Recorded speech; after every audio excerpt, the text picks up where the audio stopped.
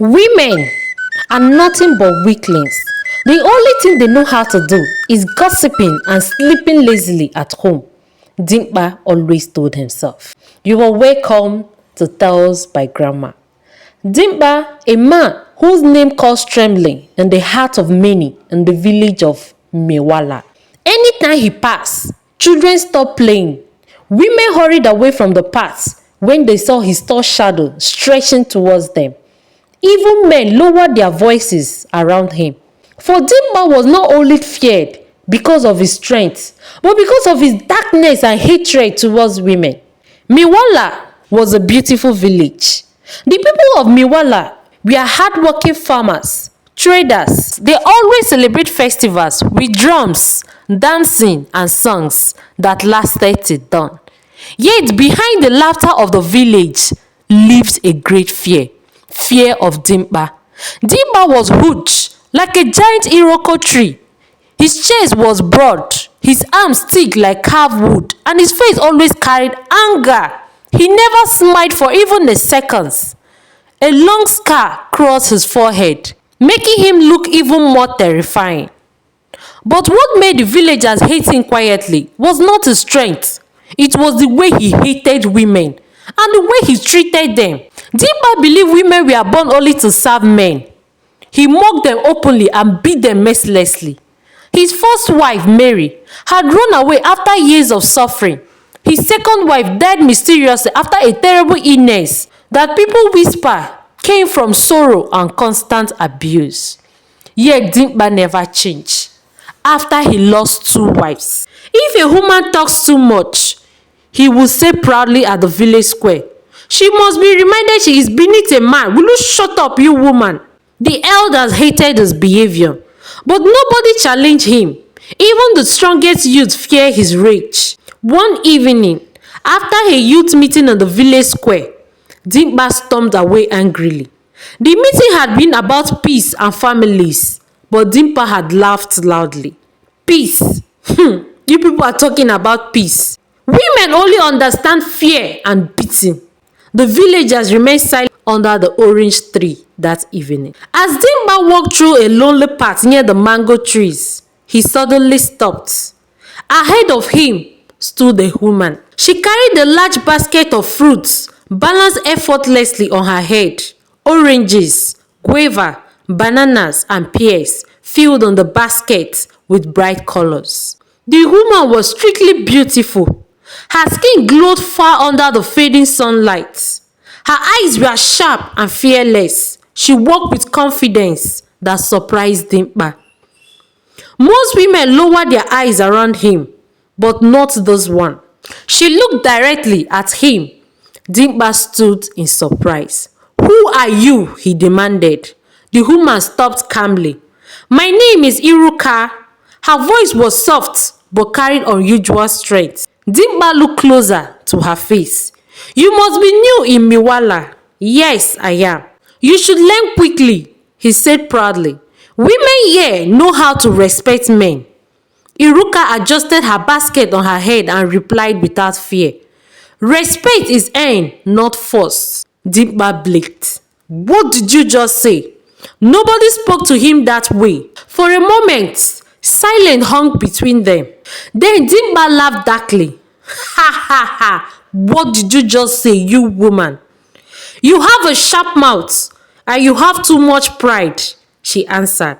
Dimpa stepped closer, expecting fear, but Iruka did not move back. The evening wind blew through the trees as the two stared at each other. Something strange happened inside Dimpa. For the first time in years, someone had looked at him without trembling. And he did not know whether it made him angry or curious. Iruka calmly walked past him and continued down the dusty road.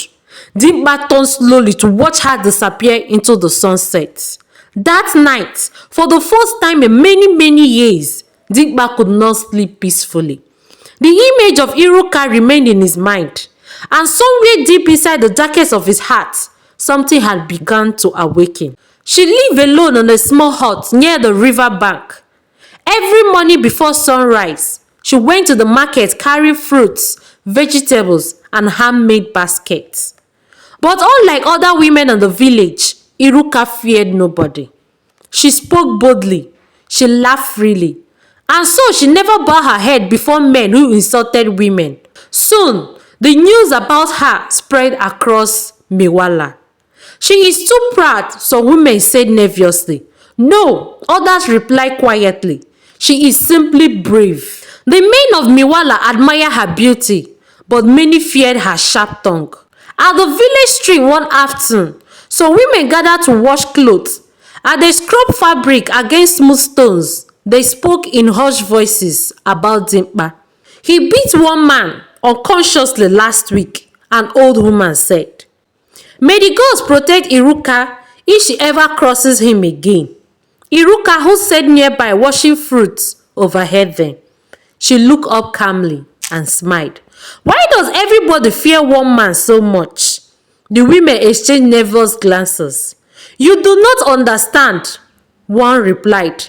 Dimpa is very dangerous. Iruka dipped a pear into the water and smiled faintly. A bully survived because people knew before him. The women stared at her in shock. You speak carelessly. Be careful, another warned. No, Iruka said firmly. Truth only sounds dangerous to cowards. Meanwhile, Dimpa could not stop thinking about her. Everywhere he went, he searched for her face. At the market, at the stream, at village gatherings. One day, he finally approached her store at the marketplace. Iruka was arranging oranges neatly while children gathered nearby. Dimpa stood before her with folded arms. You speak too boldly of a woman. Iruka did not even look up. And you speak too proudly for a man. The nearby traders looked at them while passing by. Nobody dare insult Dimpa openly. Dimpa clenched his fists. Do you know who I am? Yes, Iruka answered calmly. A man feared by weak people. The entire market became silent. What did she just say? Some whispered among themselves. Is she not scared of him? Ha! She should be careful. Dimpa is a dangerous man. Dimpa stared at her with burning eyes. Then suddenly he laughed. A deep, surprising laugh. The traders looked confused. Nobody had even spoken to Dimpa this way before. And somehow, he liked it. From that day, Dimpa began visiting Iruka often. At first, they argued constantly. Every conversation turned into a battle. If you were my wife, Dimpa once said arrogantly, you would learn obedience. Iruka burst into laughter. And if you were my husband, you would learn pain. Dimpa stared at her.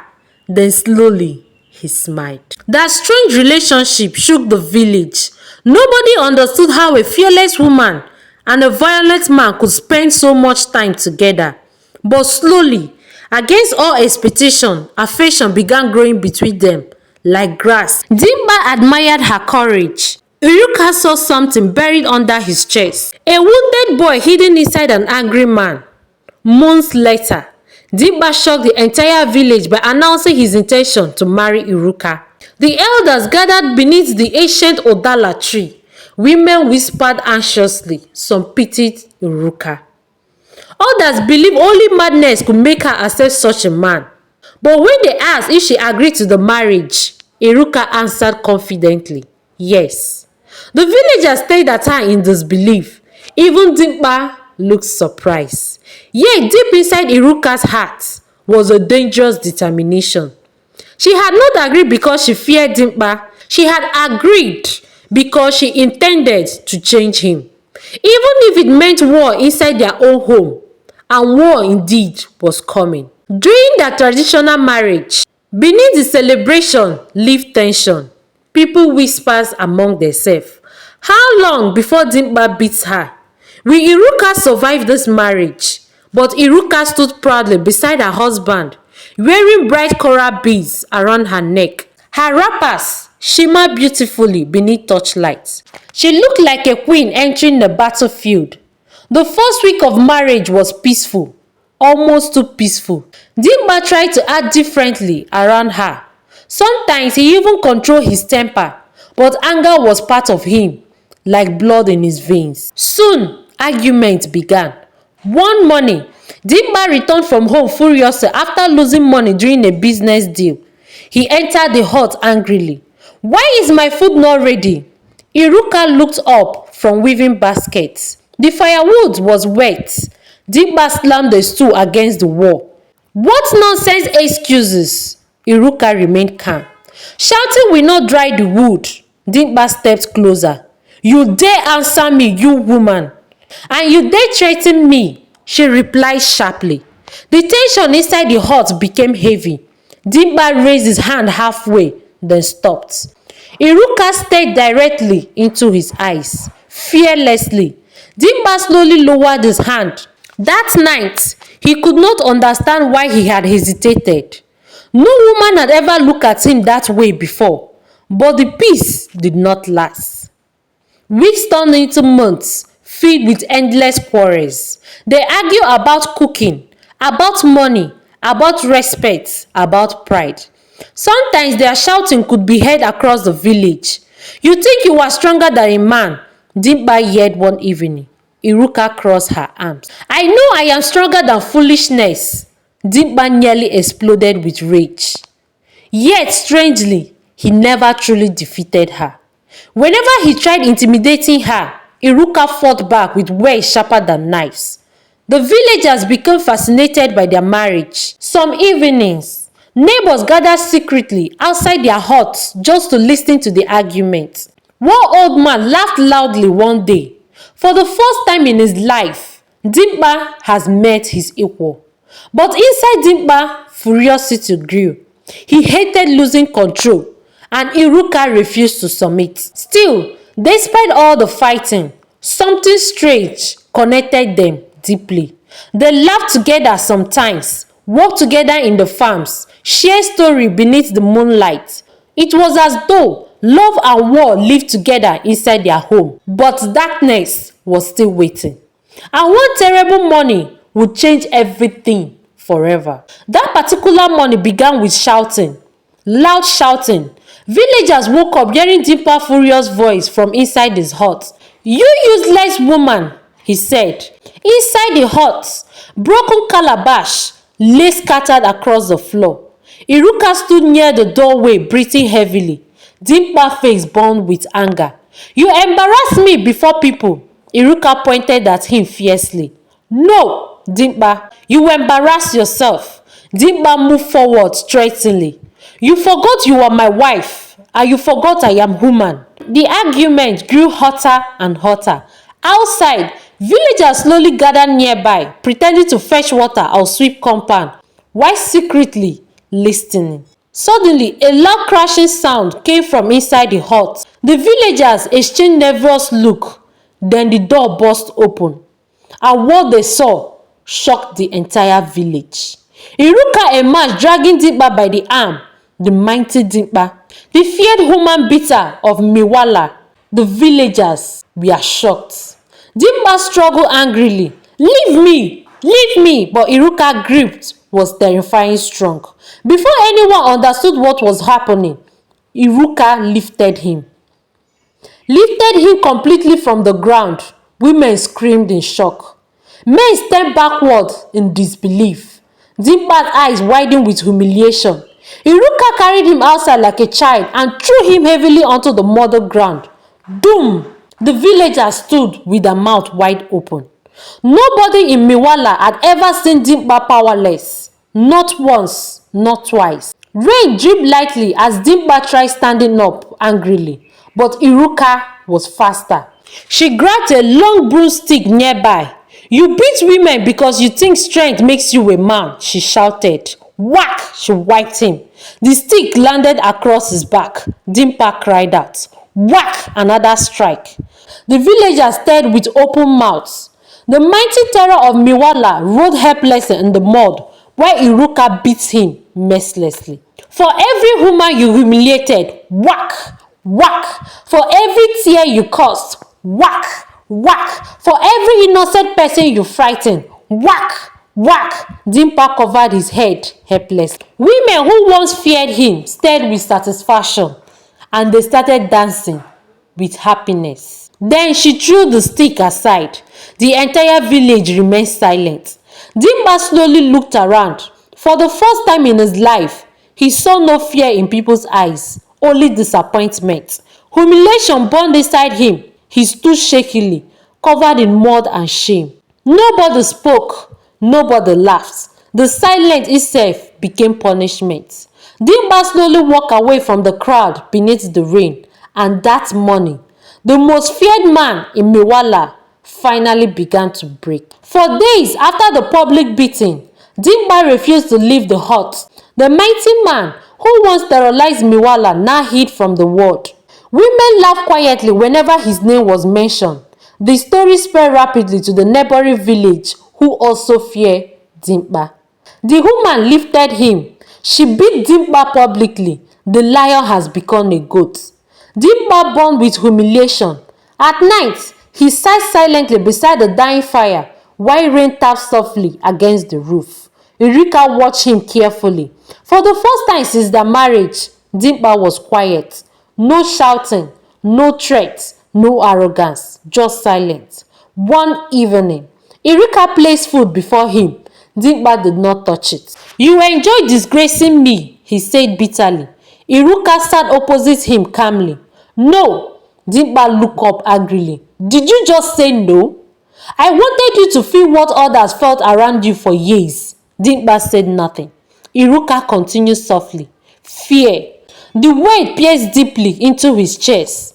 Dimba remembered the faces of many women he had insulted. The tears, the trembling, the pain. For years he had mistaken fear for respect, and now he finally understood the difference. Days later, Dimba finally stepped outside. The village became usually quiet as people watched him walk past. But something had changed. He no longer walked proudly. His shoulders carried invisible weight. Near the village square, an elderly widow struggled to carry firewood. Normally, Dimba would ignore her, but this time, he stopped, silently lifted the firewood and carried it for her. The old woman nearly fainted from shock. Slowly, little by little, Dimba began changing, not because of the beating, but because humiliation had cracked open his hardened heart. People remained suspicious at first, but Iruka noticed the truth. The monster inside him was dying slowly. But one fateful night, Dimba finally spoke honestly. "My father beats my mother every day," he confessed. Iruka listened. "He said women deserve pain." Dimba's voice remained calm. "I became the same man I hated." Iruka looked at him carefully. "You can choose differently." Dimba lowered his eyes in shame. For the first time in his life, he cried, not loudly, not proudly, but softly like a wounded child. Iruka moved closer and held his hand. And in that quiet moment, beneath the singing cricket and the silver moonlight, a broken man began becoming human again. The man once feared by all now greeted people kindly every morning. He no longer insulted women. He no longer fought recklessly. Instead, he became one of the hardest working men in Mewala. As Dimba sat beside Iruka, watching the stars appear above the dark sky, after a long silence, he spoke softly. "You saved me." Iruka looked at him carefully. "No, you saved yourself when you choose to change." For years, he had ruled through fear, yet fear had given him loneliness. Only humility brought him peace. If you love this story, please share and subscribe. And don't forget to turn on the notification button. Bye-bye.